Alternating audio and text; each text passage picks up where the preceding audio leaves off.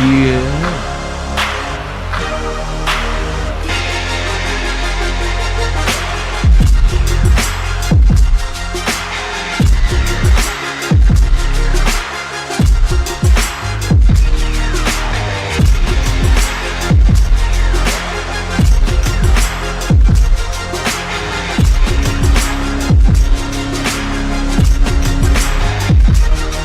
Man, I'm headed to the field. Terror of the tiger, I'ma always keep it real. Everything gon' get devoured, it's the power. LSU with Carter, it's the power. LSU with Carter, man, I'm headed to the field. Terror of the tiger, I'ma always keep it real. Everything gon' get devoured, it's the power. LSU with Carter, it's the power. LSU with Carter.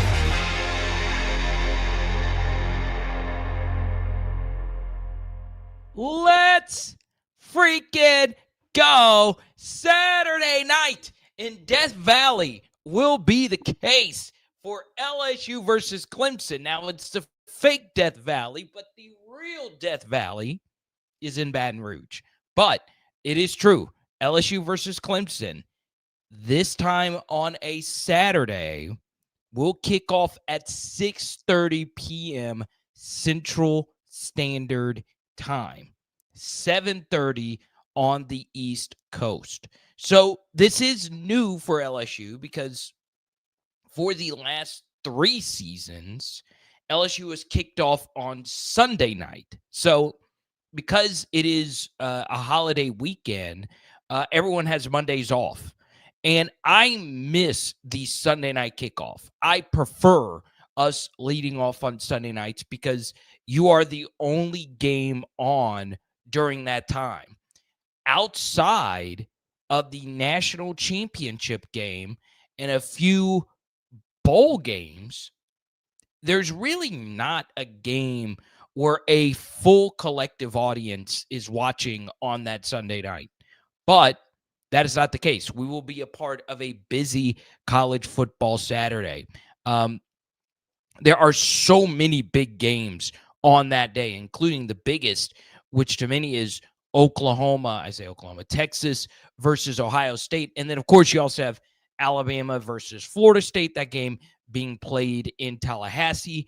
There are so many different big games that will be played that weekend. But I have no problem with it being on Saturday. It is a normal Saturday Saturday night that we're accustomed to, outside of it being a season opener. So you can see it for yourself. Caden Durham, do it. His tweet says 6:30 prime time.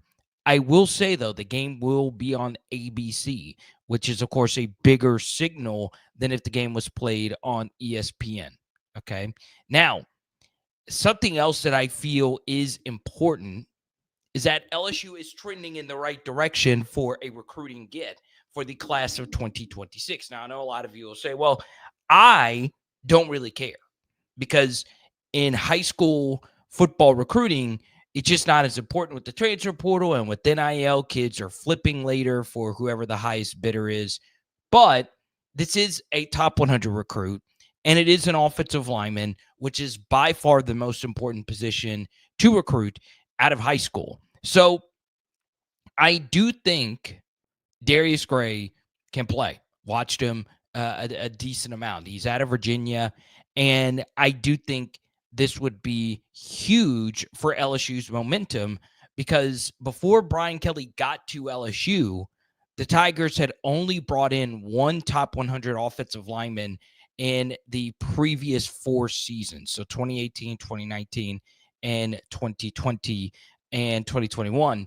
But since then, 2022, 2023, 2024, and 2025, we have landed a top 100 offensive lineman in each and every one of those classes, including 2 in multiple classes. Will Campbell and Emory Jones in that first recruiting class in 2022. And then last year, Carius Kern alongside Thomas out of Florida. So this is a really good trend. He won't be the only lineman, hopefully, that commits to LSU, but Steve Wilfong put in a prediction for him, and, well, I do think LSU will eventually land him. I do. So to me, those are the two big LSU stories. However, that's not the biggest recruiting offensive line story that broke today. There is another one that I think is even bigger than this one. And I know it's not LSU related. We'll get to that in just a second. We say to Jack K, who says, I am not expecting us to be Clemson. Brian says they are the same as that Florida State team. I do agree to a certain extent. I don't think they're as good, but I do think they are very good. We saw to Kedrick as well. Brian says Clemson still has considerable advantage over us. They could still easily win this game. All right. So tonight we're not going to live stream too long. We normally don't on Tuesdays because of midweek baseball. There is no midweek baseball today. So get your questions in. There's a few other things I have to do this glorious evening. But I do want to make one very subtle announcement. All right. I do think it is critical for LSU fans to realize that you can lose to Clemson and still find your way into the college football playoff. It makes it a far longer shot to do so, but you still can lose this game. This is not college football of yesteryear. This is college football of now. You are given wiggle room. So you can lose this game and still lose another game. And with two losses, with LSU's schedule being as tough as it's going to be, guess what? LSU fans, you're still in a really good spot to make the playoff if you only have two losses with what you have ahead of you. All right. Sherry says she's nervous about the Clemson opener. You should be. H-Town, good to see you. Nurse Court, good to see you. The next thing I would say, as far as this season opener, and as far as college football as a whole, I do think it's important that LSU finds whatever they need to find to play the right players in week one. Seriously ask yourself, who are the guys that we need to get out there that give us the best shot of winning? Now, you're not going to go 22 for 22 picking the right starters. There are just some guys that eventually roll into those roles. But you do go back to the very first season opener, the Brian Kelly era, and you do say, what if we were playing Harold Perkins and Emory Jones from game one? Now, it's a lot harder to say, but really ask yourself, who are the best players for us week one to go out there and get it done for us? All right. Now, I want to talk one quick baseball note. LSU is looking good for a super regional. That's all that matters. But this is a friendly reminder that whenever there is a coaching search opening, nowadays I do feel there is as much danger in hiring someone who already has done it in terms of winning the whole thing compared to hiring someone that has not done it, which means not win a natty or much less has very little experience. You know, I hear this pretty often that Matt McMahon shouldn't have been hired because he was at Murray State and he had John Morant. And, you know, there's a lot to that, right? But it's not as if there are a ton of failures, downright atrocious failure, retread hires that happen in sports all the time. And not only do they fail miserably. All right. And this happens all the time in the NBA. Doc Rivers gets rehired by the Bucks. You see how that's gone. Mike Budenholzer, hired by the Suns. Didn't work out. Frank Vogel, who also won a title, hired by the Suns. Got fired. Says a lot about Kevin Durant, right? But I was thinking about how disastrous the Paul Mainieri tenure has been at South Carolina. And it goes back to when there was a coach opening I got an alarmingly high number of people saying, hey, I want Urban Meyer to be the next coach of LSU. And a lot of you could go back and look. There were a lot of Urban Meyer comments, not only on my channel, but just in general. Just because you have done the thing does not mean you can still do the thing or do the thing again. There are so many coaches that completely fall off the face of the earth. Some of it feel that, hey, I finally won one. I'm a millionaire. I really don't have the hunger to go out there and do it again. Okay. Not everybody can do that, which is why I bring up Jay Johnson. The dude is hungry all the time. All the time. When I speak to people at Bayou Traditions or people that are closer to him, people that interview him, our guests, they say how hard this guy works, how much he wants to turn this into the Bertman days yet again, to the point where there are reputable people that think he could save in this thing and really make LSU baseball into the program. Now, I don't think that we will dominate college baseball in that fashion because there's just too many good coaches in the sport now, and the conference is just so unfreaking believably loaded. But through 251 games, his record is identical to that of Skip Bertman. It is so important to stay on top of everything. Kim Mulkey, same thing, stayed on top of it. Just because you've done the thing does not mean you can do it again. Okay? So, I give someone like Dabo Swinney a lot of credit. He's a thumbnail image, and I thought Dabo was left for dead. With all the NIL stuff and transfer portal comments that he made, man, this roster is good. Now, it could fall flat on his face. There are times when you've watched his offenses and sometimes his defenses over the years, and think that his schemes and ideas have gone stale, that the message has gone stale. But Dabo has stayed true to himself while at the same time still producing really good rosters. And I give him a lot of credit. There's nothing else for him to prove. Literally nothing.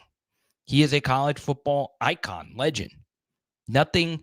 I don't know how much of Natty really moves his all-time greatness in one direction or the other. But it may not seem like it, but the guy is still out there getting the damn thing done.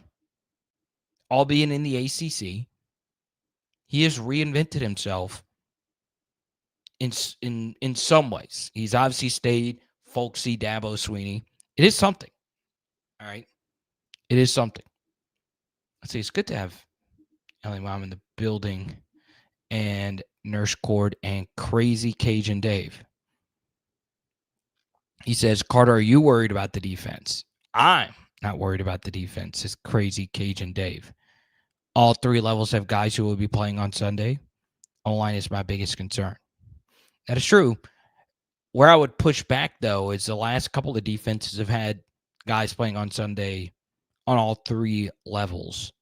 But I get your point. Your overall point is correct. This is our best defense in quite some time. It's a good point from Skipper. Maybe the Saturday night game will break the first game jinx.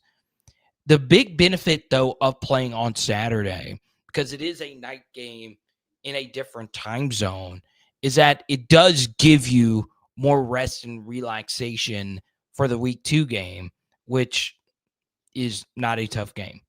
LSU could play Clemson on Wednesday and still be fine. But we'll see. We'll see what happens. Sam coming in hot. I'm telling you, hot take Sam. Clemson's overrated, says Mr. Hot Take Sam. Dude, I think they're good.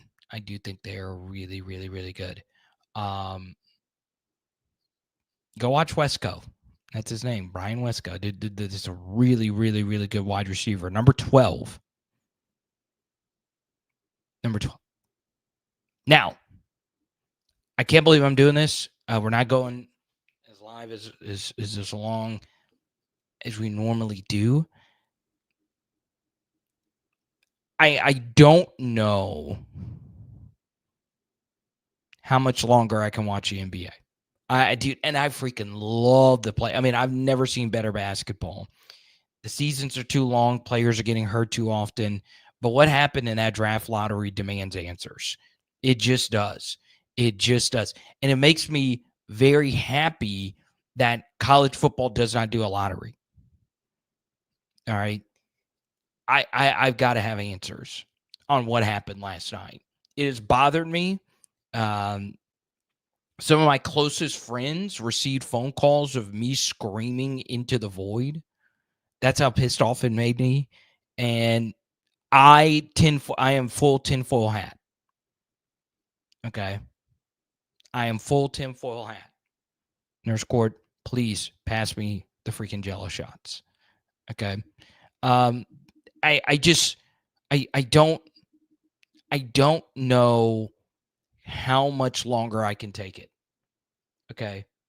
I just don't know. I understand I'm a Pelicans fan. I'm sour.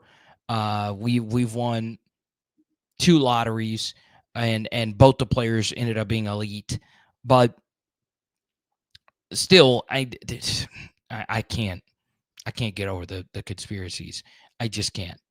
Okay, I'm sorry. Now,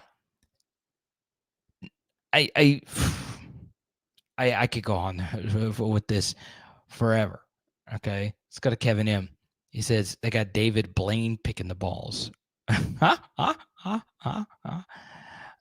Sam says no running backs. Yeah, they did lose Phil Moffitt to the draft. Average, possibly below average O-line.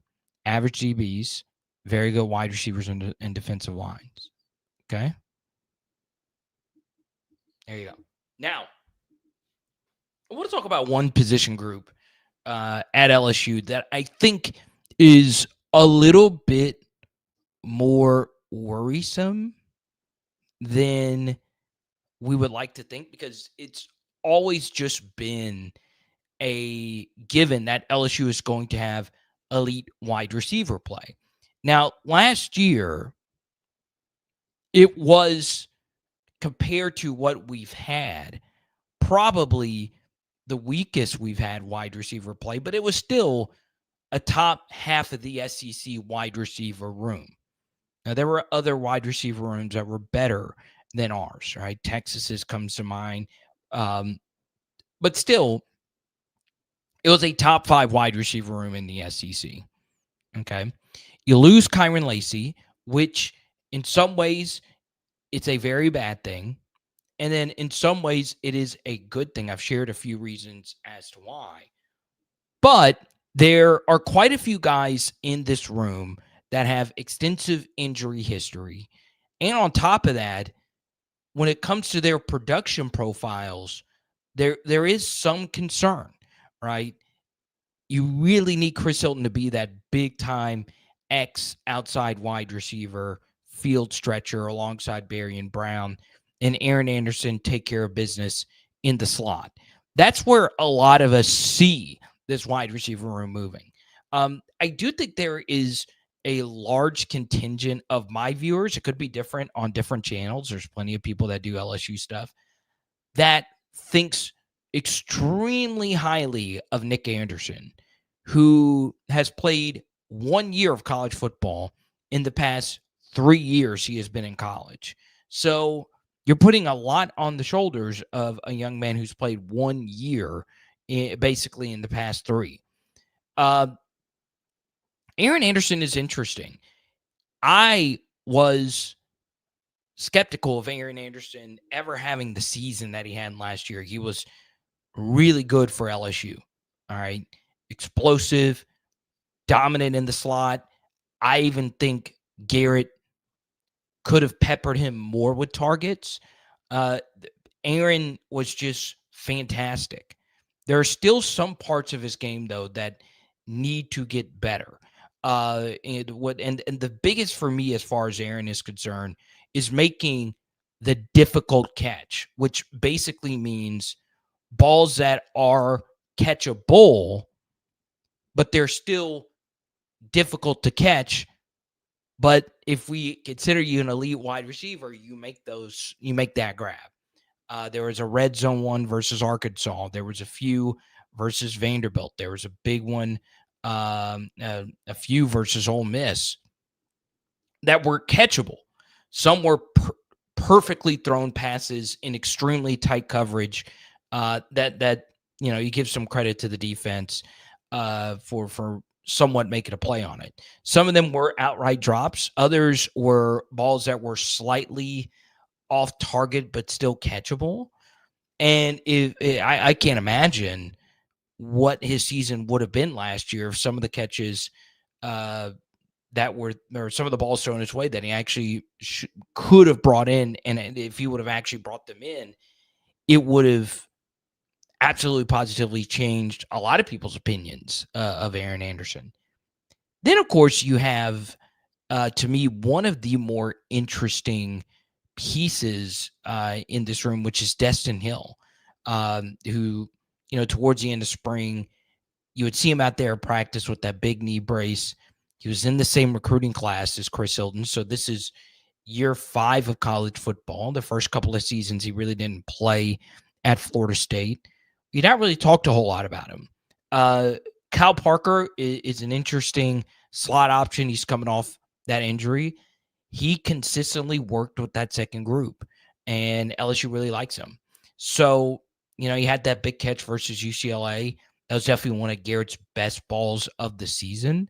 But, LSU is thinking really highly of Kyle Parker going into this next year. And then we get to the guy that I really put the foot on the gas for, which is Xavier Thomas. Xavier, to me, has real explosiveness. I think after the catch, he's probably the best wide receiver in the room. Can make the acrobatic catch, and like Aaron Anderson, he struggled at times to make that difficult grab. There was one he missed at the end of the first half versus Ole Miss. There's also a difficult one he missed in the second half versus Texas A&M, where it was catchable. It was a difficult catch, but it would really be nice if you brought it in. Man, dude, Xavier has some real juice. And one thing I liked about Xavier being on the field is he did give us a little bit more versatility in the run game, right? He's, to me, a solid blocker on the outside, but more so, you can hand the football to him on a trap play and get your run game going. That was a big reason why we got the South Carolina run game going, is that we gave him an early carry and it kind of opened him up. So I'm looking forward to it. I really am. Okay. Everybody, welcome Derek to the channel. What's up, Derek? Good to see you. Derek, I met him at my DJ set at the Armadillo Festival. Good to see you, man. Derek, I need to know, okay, did you actually show up to my 5 p.m. set at the Armadillo Festival? So there you go. LA Mom, it's tough to say what his eligibility is like, as in Destin Hill. And I will say, there are some sharp people out there that have pushed for college football to be a 5-year sport. Basically meaning you have 5 years to complete your eligibility. All right. So with someone like Destin Hill, he enrolled at Florida State, and, well, he didn't play. Like, he wasn't with the team. So does that technically count against his redshirt years? I don't know the answer to that. I really, really, really don't, because, I would like to think that it does, but, he can go and say, look, I didn't play. I won with the team. So it's tough to say.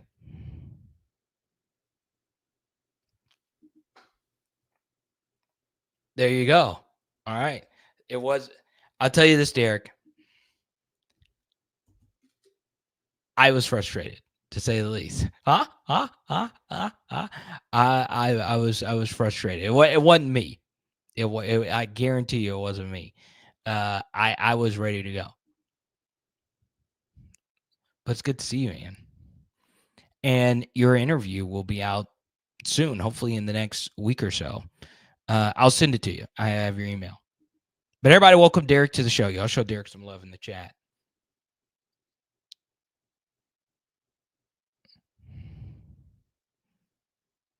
H-Town is the president of the Nick Anderson fan club.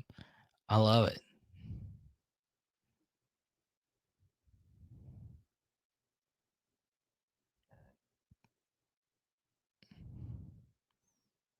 Let's go to Cole. He says, I want to see Barry get some catches out of the backfield. You will definitely see that.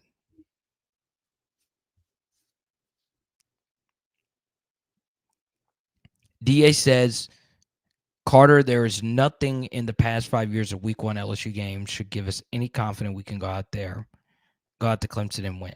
All right. So here's how I'm going to do. Okay.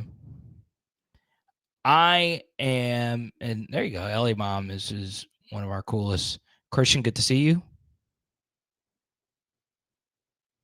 Oh, Christian. I kind of want to go back and look at this. You are right. He does run out of bounds, but a lot of his carries are jet sweeps, right? So if you're doing a lot of reverse and jet sweep carries, on a lot of those runs, Christian, in Xavion's defense, we did not block them the best. Okay, so let's take one of these carries you're talking about versus Florida. We handed it to him on like a jet sweep, and I believe it was Mason Taylor who missed his block, and Xavion was just kind of stretched out. I would have to go back and look at this.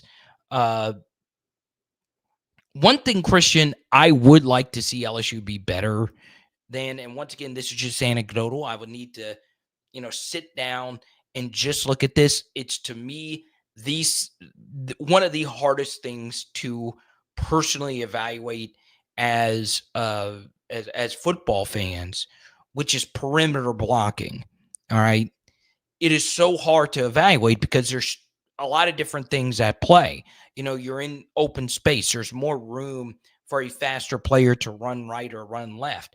So as a perimeter wide receiver or tight end in motion blocker, you are told to block ferociously but cautiously at the same time, because you don't want to block on the outside to, cost you a big run, right? 10 yards going the other way instead of 20 in the direction you're trying to go. I felt as a perimeter blocking team, we were not as good as we needed to be last year. Okay. There you go. Well, Derek, it was awesome. Your friend, Mr. William, that was with you, recognized me from the football stuff, from this. It's awesome, man. And Derek, if you don't mind me saying, you're in Bastrop, home of Ruben Randall. We are big Ruben Randall fans here on PHL. We like to talk about the underrated LSU players. Okay. And then Mom says Destin Hill has 3 years left, according to Google. That's a good thing. I want as many eligibility years for him as possible. Okay. Now, coming up next, could this be the biggest recruiting announcement since Bryce Underwood? Let's go!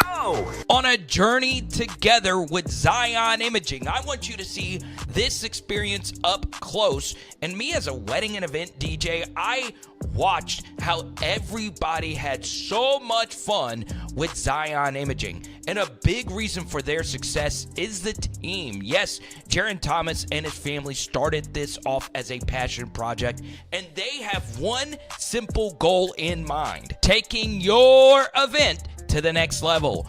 Whether it's a wedding, reunion, quinceañera, school, or corporate event, Zion Imaging is all about family friendly, fun. And I gotta show you on this tour the high-level technology that quickly sends your video session to your phone, whether it's iPhone or Android. Yes, it's the Zion Imaging 360 spin booth experience, serving North Texas, North Louisiana, South Arkansas, Orlando, and more.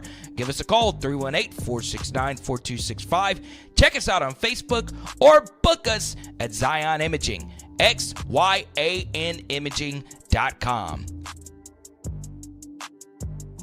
Anything about that? Would you want to address anything with that?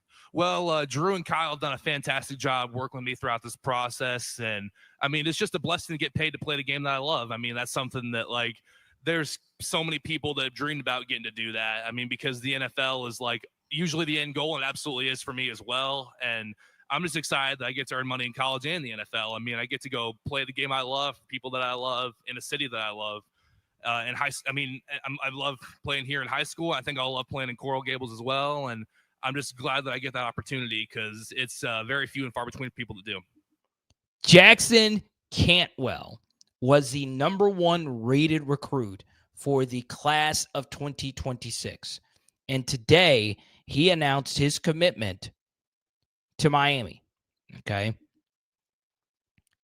Number 1 nationally ranked player, 6'7", 315 out of Missouri. All right. So it was down Miami, Georgia, Oregon, I believe, were the final schools.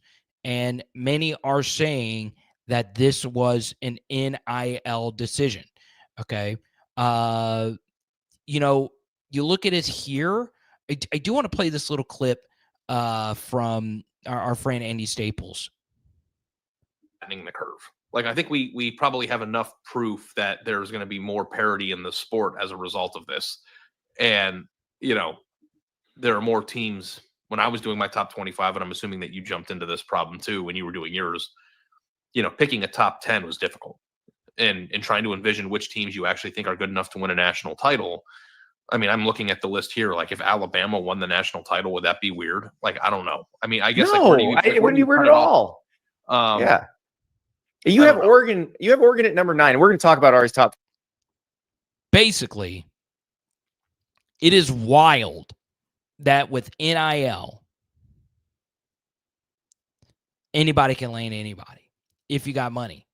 Okay. I just don't think for a number 1 nationally ranked recruit that Miami is beating out Georgia for a player in the trenches. Now, it makes sense. Mario Cristobal, Miami has landed top players, Francis Muaga. So it's not the craziest thing in the world. But still, this is insane, because that $4 million number was thrown out there for Jackson Cantwell's services.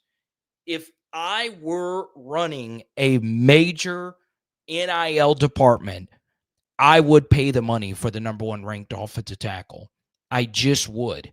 Okay. This dude's a behemoth, but it is the single most important position in the transfer portal era. Okay. Now, the reason why it is the most important position in the transfer portal era is that you cannot get them out of the transfer portal. It's just way harder to do it. Pass catchers, no problem. Running backs, yeah, I can go get one. I can go find one. You can find smaller school guys that can take that step up. Elite offensive linemen, there's just only so many 6'2 to 6'6", 315-pound guys that are out there that can do this thing. So many are saying, it's an overpay. We don't know if he's going to be good in college or not. If you got it, I'm paying to get a big-time offensive tackle that could start 3 years. Think about it this way.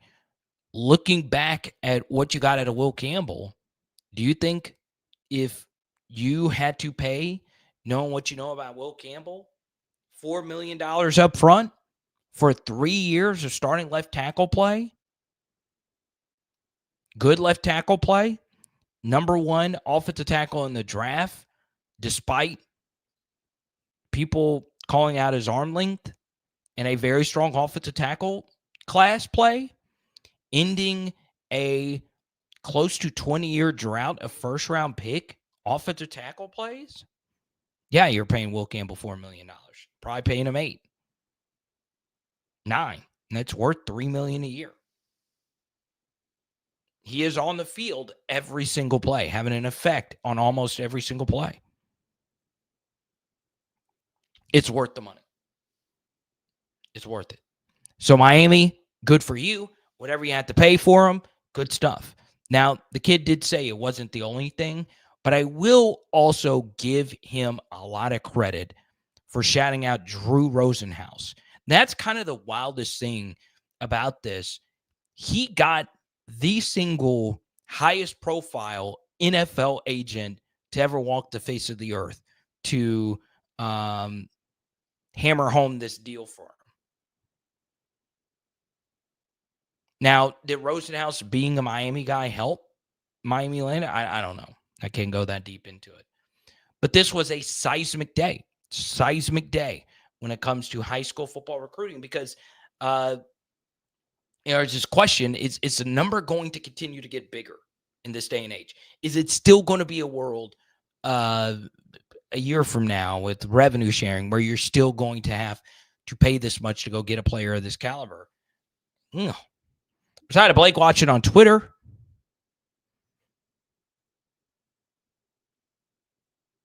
God, dude, it is crazy. Like, crazy how much Nick Anderson love is in my chat. And if Nick Anderson is watching this, he's going to think I'm a hater. He is going to think I am a hater. Okay. I am not a Nick Anderson hater. I did a full film study on him when he was announced. I don't do that for every single recruit. Okay. I do that for the ones I think that are probably going to be good. Sometimes I do it for the ones that I am not as high on. But BT, I've seen a few people say Biletnikoff. Y'all, come on. Let's be adults here. Let's just take a step back. All right.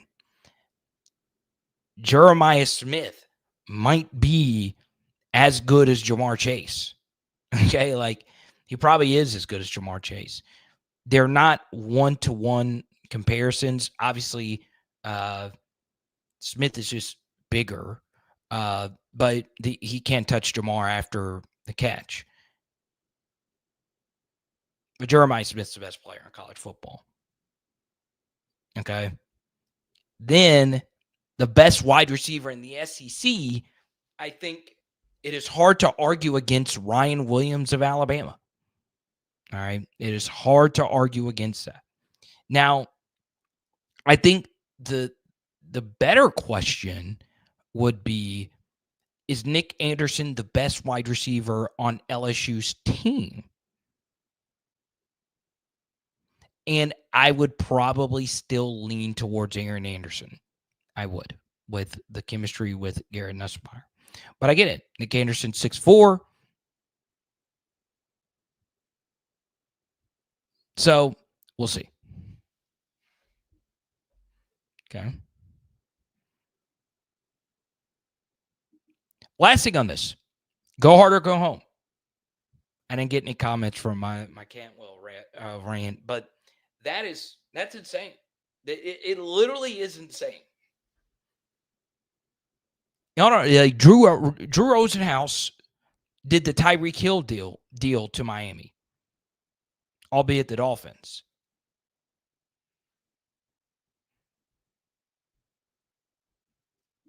Let's go to Kismai Asoli. Hey, Carter, I love your stuff. I think LSU's going to win the first game, but drop one or two. They shouldn't.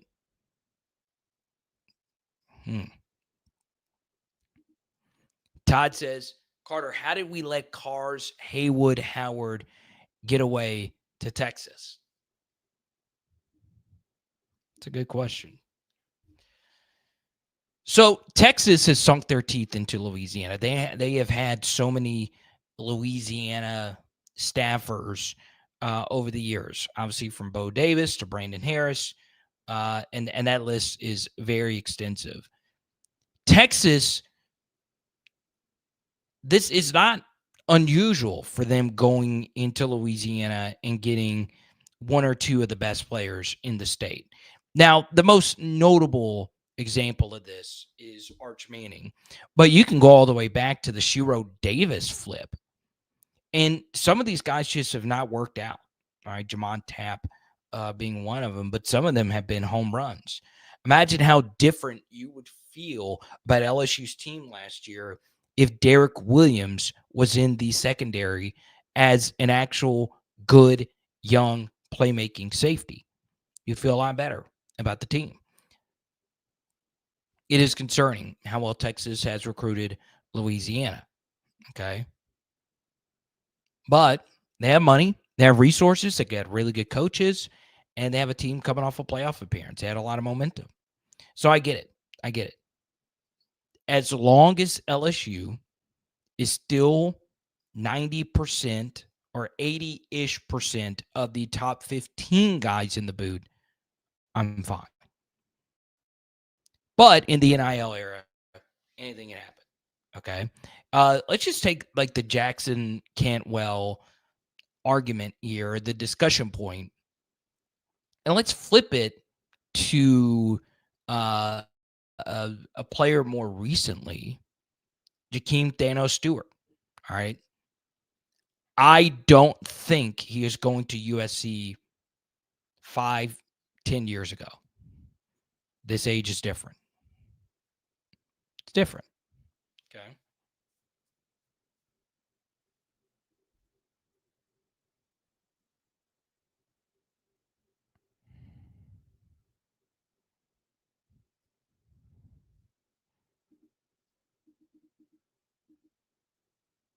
Okay.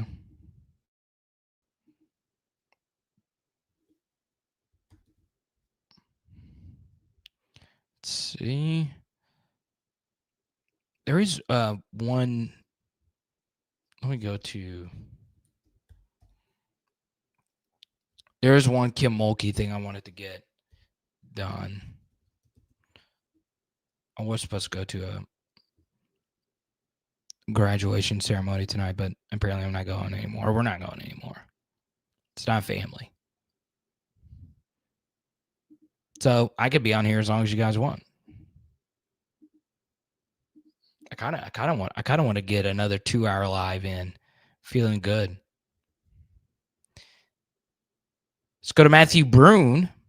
Reports Kim Mulkey landed 2025 forward Megan Yarnovich.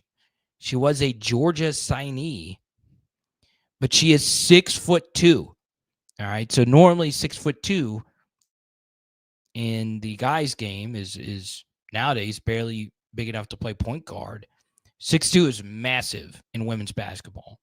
All right, it's not like Lauren Betts, Brittany Griner level size, but it's big. So, like for instance, my all-time favorite LSU player is Anissa Morrow. She was 6 foot. Okay, 6'2". It matters. So Megan Yarnovich, welcome to Baton Rouge. All right. And then obviously I wanted to talk about this. I do give Matt McMahon a lot of credit. LSU in the modern game, it's all about the three-point shot. You got to have shooters. All right. And, I think for me, if you were to look at an NBA game, analytics tell you chunk threes. But we have a lot of dads and moms that watch the channel. I think one of the more overrated coaching points is being unselfish. No, chunk that bitch. Take those shots. Chunk those threes. Now, don't take bad shots, but if you're semi-open, take it. Take it. Now, I'm not saying take 30 Steph Curry footers, but take your shot. Shoot your shot. This goes for you frat guys at the bar. We got some youngins that watch PHL. You see a freaking, what's a big sorority? You see a Tri-Delt? at Fred's, ethically, go up, ask for the number. Ask for the number, bro. Shoot your shot. Oh, you want that job promotion? Joe Schmo in his 30s down on your life saying, hey, I'm going to go watch Chubby Bruno Mars talk about LSU football. Here I am looking at you, Rick, Fred, or whatever your name may be. Go into your boss's office tomorrow and tell them who you really are. Tell them that you deserve that raise. Tell them that you're him. All right? Shoot your damn shot. We need shooters. And Matt McMahon went out there and got him some shooters. Okay.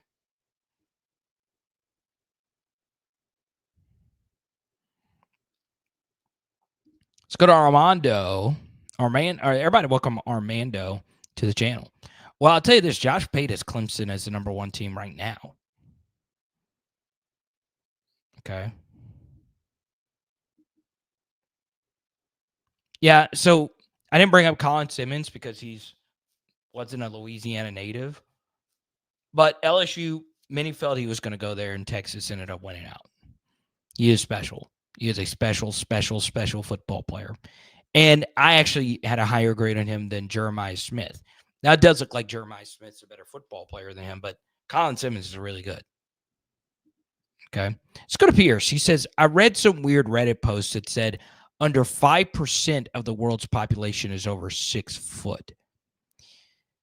Yeah, I don't think that number is accurate. I think the average, well, actually, if you factor in world's population, yeah, it's probably right. American population, the average height of men is 6 foot, 6'1". Okay, so I've noticed this. So when I was in, my single heyday, obviously not in those days anymore, I was short. I was 5'7", kind of chubby, not very good looking, don't have perfect teeth, wasn't the absolute most well-kept man in the world either.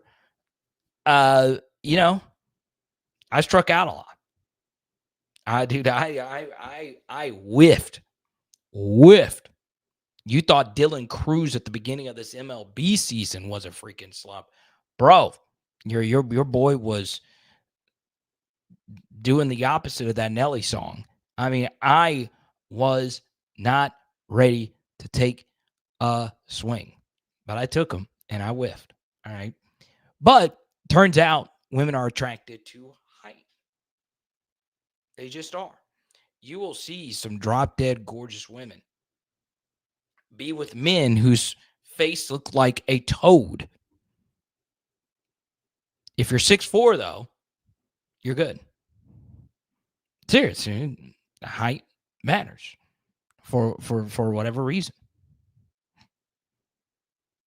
Same thing is true in basketball. It's part of the reason why I think Chris Paul is the best basketball player I've ever seen, ever, period. He did all the things he did at 6 foot.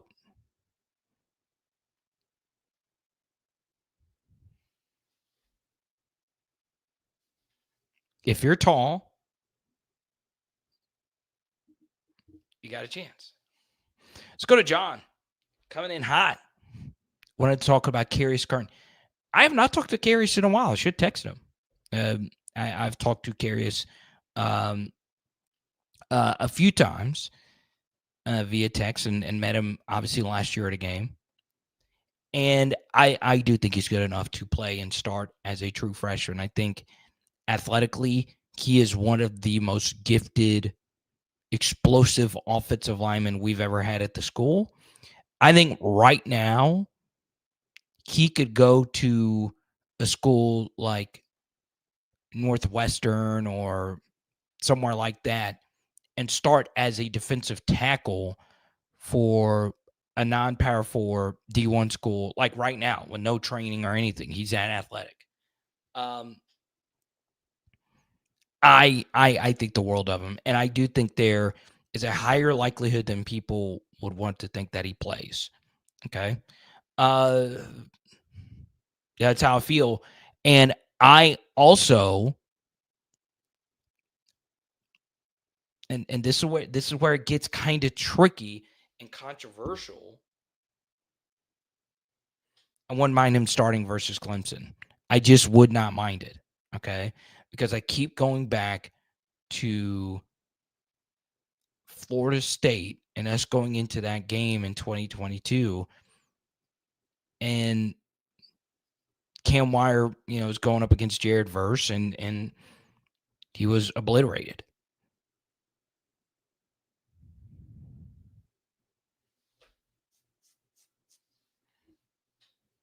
Yeah, AI was 6'2". You're right about that, Todd. But John, it's a good question. Okay. Now, here's what you're going to do.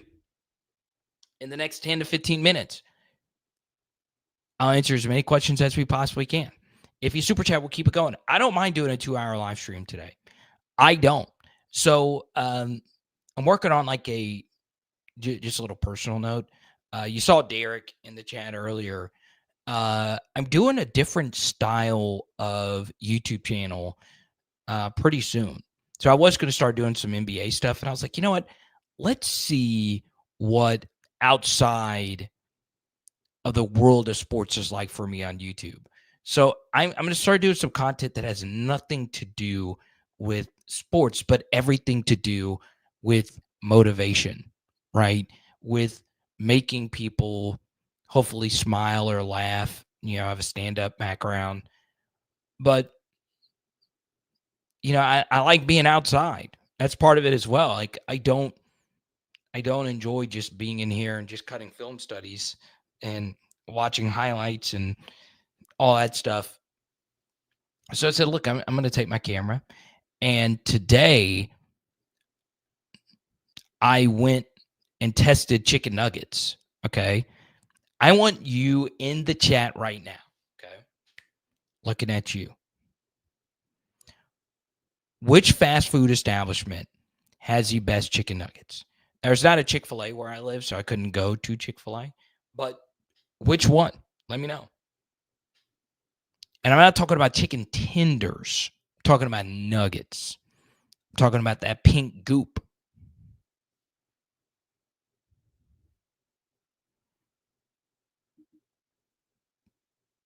Yeah, John, that's what I was talking. I was talking about Kern. So I actually went to Popeyes. They don't serve nuggets. They just serve tenders. Okay. So if you're watching this after the fact, let me know. Next thing, you can go to Power Hour SEC, and I did a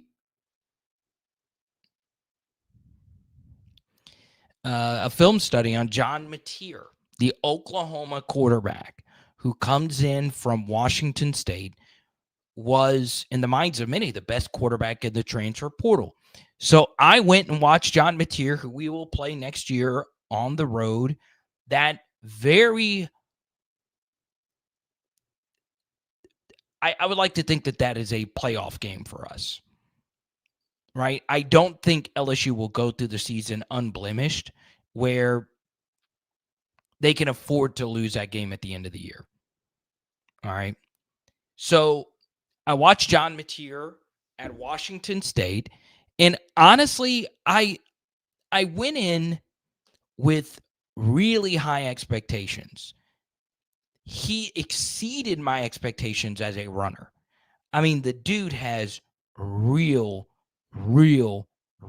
juice. I would say, the best runners are Lenore Sellers currently. Last year it was Sellers and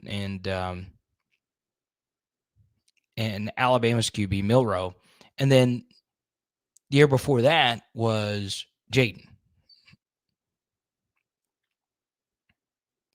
If we were to do a scale like that, I would say John Mateer is, with those guys being 10s, Mateer is a 7.8 level runner.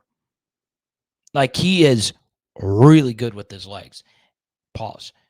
And on top of that, powerful, short yardage, can do all those things. And he's not a big guy. We're talking about height. He's 6 foot. He's got real juice. But as a thrower, There's going to be some rough patches. I feel as a vertical deep ball thrower, he's lacking. I do feel he has a tendency to lock in and, in particular, over the middle of the field, throw the football into danger. Pocket feel isn't the absolute best, but because he is so creative, he can get out of really dangerous situations, which I think in the SEC will lead to turnovers. There are times where I was watching and I said, well, if that's Colin Simmons or Patrick Payton, you're going down. But in the game I did a film study, it was Washington's pass rush, and he was able to get around it. So there you go. Mateer's good. Mateer is a very, very good starting SEC quarterback. He's very good.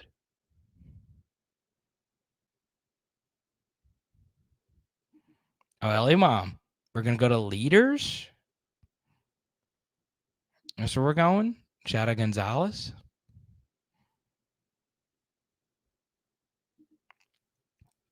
Cole says, I think having situational command and confidence is more important than height or looks when it comes to the ladies.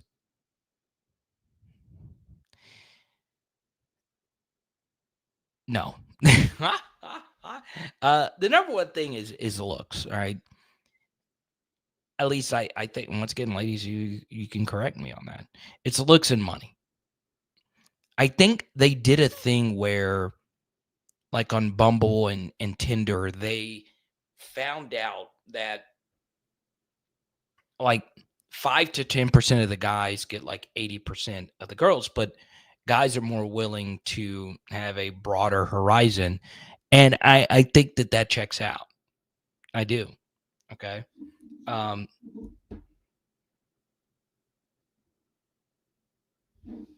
me see.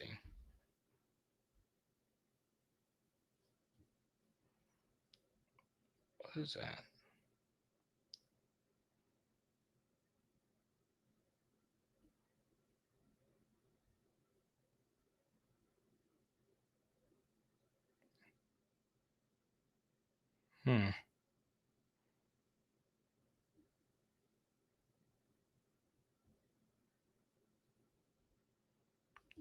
Let's see. He won't last in the SEC being a small running quarterback. I think it's hard to predict injuries and your size, right? They said that about Johnny Manziel. He wasn't a big guy. Manziel was just fine. So I think he could survive being smaller, right?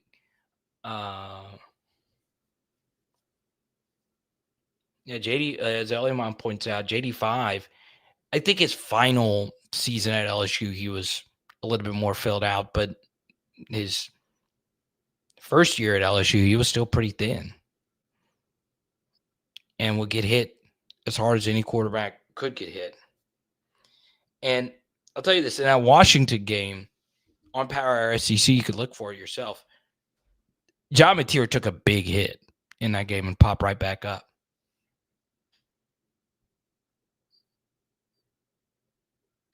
Mr. G trying to give me a 30 count Chick-fil-A? Mr. G, 30 count. I will say, when I was going to every restaurant trying the chicken nuggets, it was starting to all kind of run together. Blanche says, I don't subscribe to the Oklahoma hype.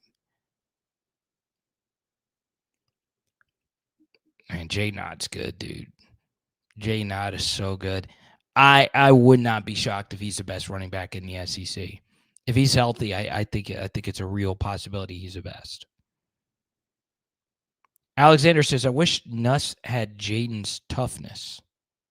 He's always limping after a sack. Yeah, I I think toughness is subjective. Obviously, Jaden is a tough son of a gun. There are instances where you do feel Nuss should just take a sack, but I mean, I don't think he's fearful of getting hit. I do think Nuss backpedals maybe a little too often, but I keep going back to what Garrett had to deal with in terms of pressure right up the middle. Okay. It is so much easier as a quarterback to deal with pressure off the edge than up the middle.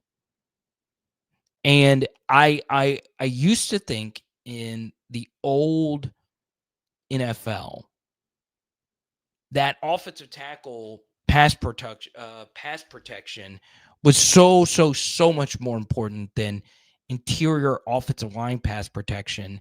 But now I just don't believe that as much. I think you got to have strong interiors. The most underrated aspect of the Breeze tenure, by far the most underrated aspect, is that the middle of those offensive lines, led by Jari Evans, were so damn good. I mean, they were so freaking good.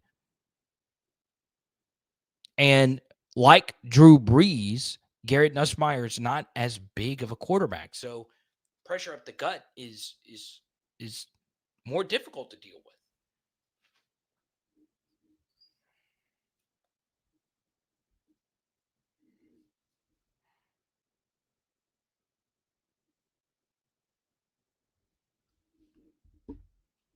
Whew. All right, here's what we're going to do.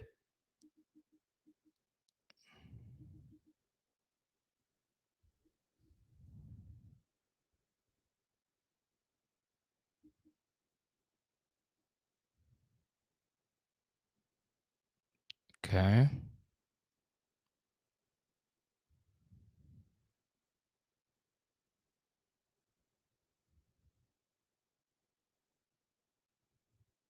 All right. So this broke. And this is very interesting. This isn't like too unprecedented, but LSU just got a new assistant offensive line coach who played football for Tennessee. All right, this is Jackson Lampley, who is leaving football and becoming an assistant coach for LSU. Okay, so he's going to BR right now, and he is going to be an offensive coaching intern for LSU. So congrats to Jackson. Okay. Interesting.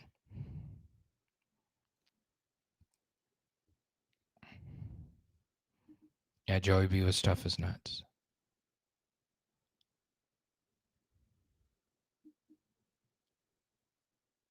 That is true. Yeah, I think Garrett's a tough son of a bitch. I really do think so, man. I mean, he's not missed a game, which is ridiculous. The only game he missed was that bowl game that he smartly sat out.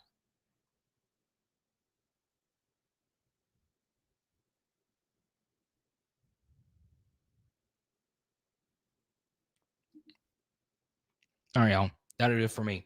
Very healthy Tuesday night stream. I just cannot state enough how much I appreciate each and every one of you. It is so critical, though. Ask LA Mom.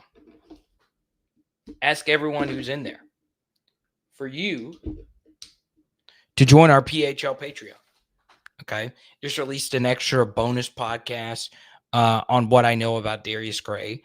And I highly recommend you go listen to that.